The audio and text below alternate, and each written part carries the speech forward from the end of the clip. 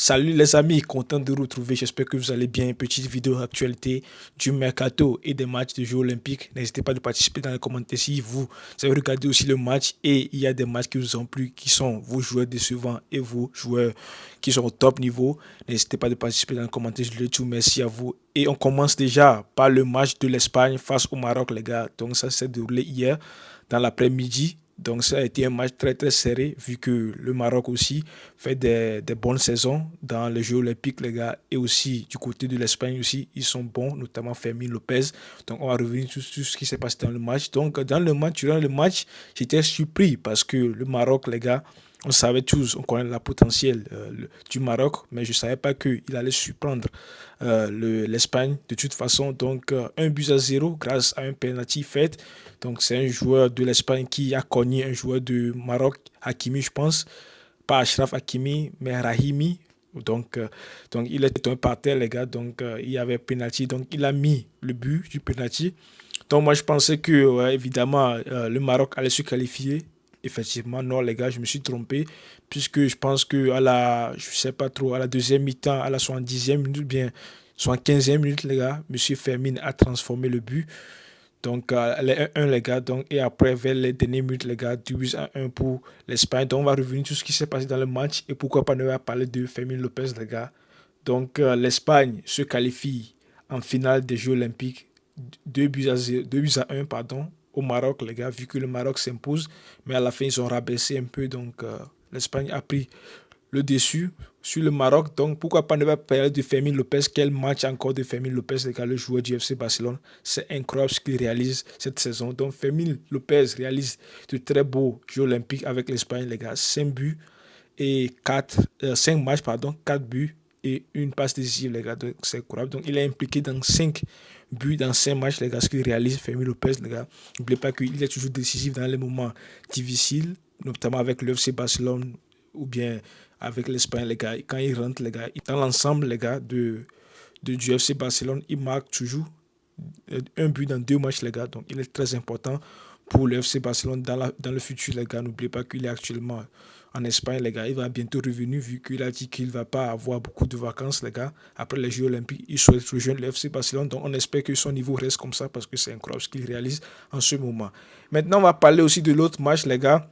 Les Jeux Olympiques c'était hier à 21h, les gars. Pourquoi pas ne pas parler aussi de ça, de, de la France, les gars, face à l'Égypte. Donc, Maroc face à l'Espagne, la France face à l'Égypte, les gars. Donc, les Européens face aux Africains, les gars.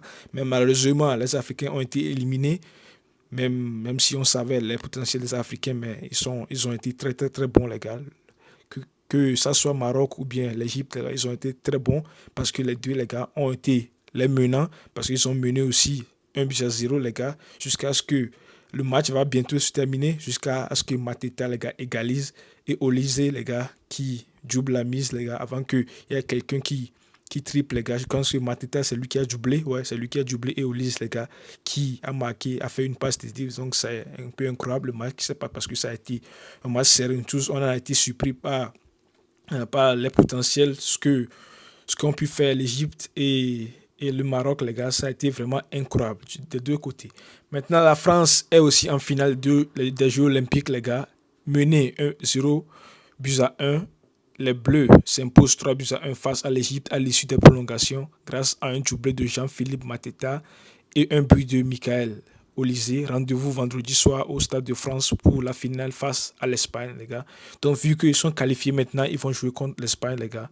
Donc, le match a été en prolongation. Donc, ça a été tellement serré, un but partout, avant que ça ne soit décidé en prolongation. Maintenant, on va parler de ce qui s'est passé dans le match, les gars. Parce que, vu ce qui s'est passé, les gars, pour vous, est-ce qu'il y a le penalty ou bien, si vous êtes un arbitre, les gars, sifflerez-vous un penalty ou non. Donc n'hésitez pas à mettre ça dans les commentaires parce que il y a un joueur de l'Égypte, les gars, au cours d'une centre, les gars, on peut voir que lorsque le Baldé, les gars, le joueur du Séville, a fait une faute. Je ne sais pas si c'est faute, je ne sais pas trop ce qu'il a fait, je ne sais pas trop, mais on dit que pas de penalty pour les Bleus. C'était penalty ou faute de Baldé pour vous.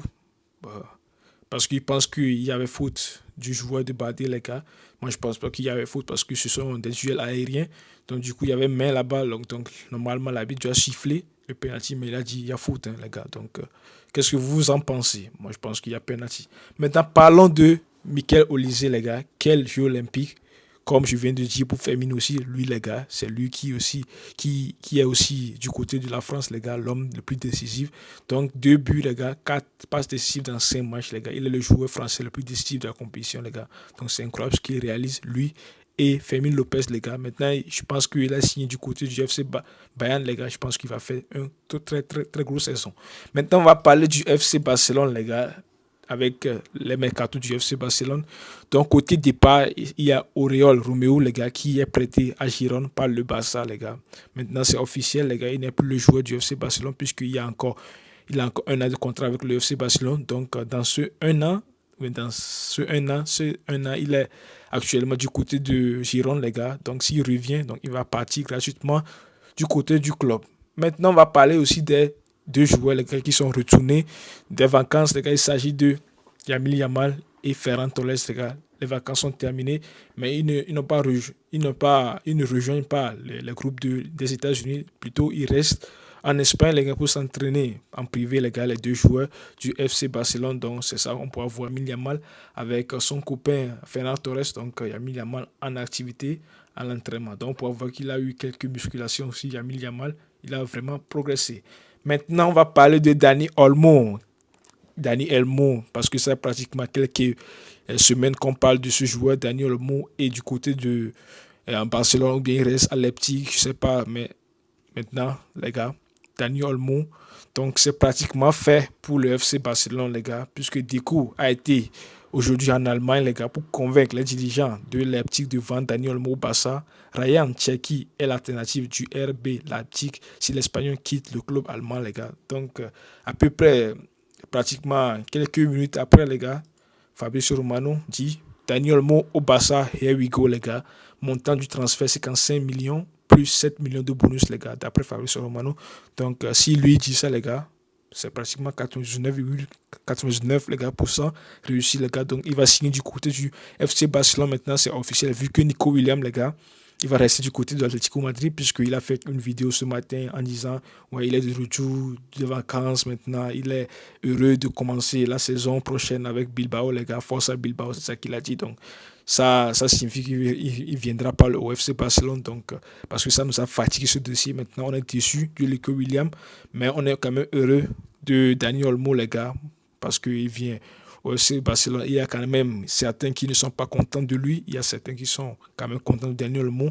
Donc, ça reste à venir. On verra bien si ça va donner ou pas. Maintenant, on va parler de Alexis Sanchez, les gars, libre de sous contrat. Alexis Sanchez est sur le point de faire son retour à Udinese, les gars.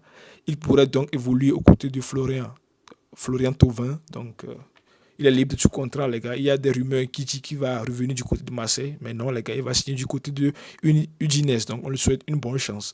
Accord Atlético Manchester City pour le transfert de Julian Alvarez. Montant du transfert 70 millions plus 25 millions de bonus. Il s'agira d'une vente record pour Manchester City qui avait acheté le joueur contre 23 millions il y a 2 ans, les gars. Donc, bientôt, les gars, ça sera aussi officiel du côté de Manchester City et Atlético, les gars, pour Julian Alvarez. N'oubliez pas qu'il a moins de temps de jeu du côté de Manchester City. Donc, il décide de quitter le club, les gars, vu que Haaland est le premier dans l'hierarchie. Donc, il est le deuxième, les gars. Donc, il souhaite quitter le club pour avoir plus de temps de jeu. Donc, Atlético a décidé de le signer. Donc, le montant du transfert s'élève à 70 plus 25 millions de bonus, les gars. Mais n'oubliez pas que Manchester City a acheté le joueur, les gars, à 23 millions. C'est pratiquement 2 ans, les gars. Donc, regardez l'écart, les gars, qu'il a vendu Julian Alvarez, pratiquement, les gars. Il gagne, je ne sais pas, 47 millions, les gars, plus 25 millions de bonus, les gars. Donc, c'est incroyable ce qu'il réalise, l'achat qu'a fait Manchester City. Donc, maintenant, on va parler de Vinicius. Malgré l'arrivée de Kylian Mbappé, c'est bien Vinicius qui tirera les penalties de la saison prochaine au Real Madrid. La hiérarchie blanche est claire chez les merengues. Le Brésilien reste le numéro 1, le tireur le numéro 1. Donc, Assu Maka. Donc, même si Mbappé vient, les gars, donc c'est lui, Vinicius, qui tirera les pénaltys, les gars. Je pense que aussi les coups francs, je ne sais pas trop. Mais pour les pénaltys, les gars, ça ne serait pas Kylian Mbappé plutôt ça serait Vinicius. Donc, c'est lui qui va tirer.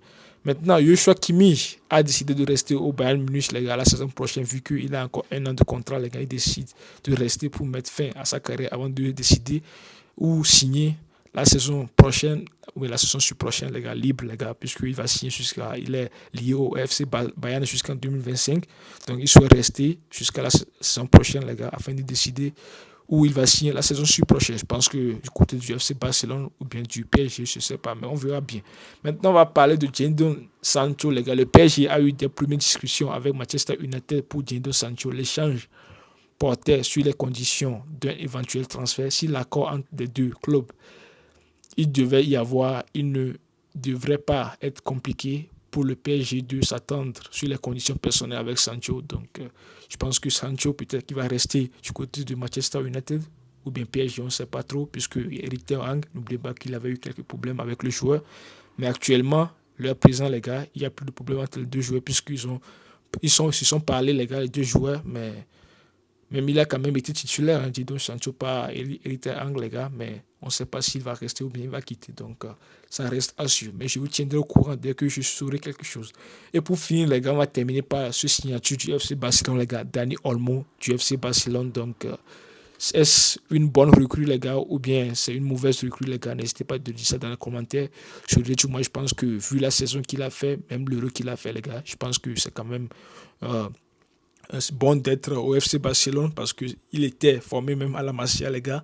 Donc, je pense que le mieux, c'est d'essayer. Il n'a qu'à essayer pour voir si ça suffira au FC Barcelone ou pas.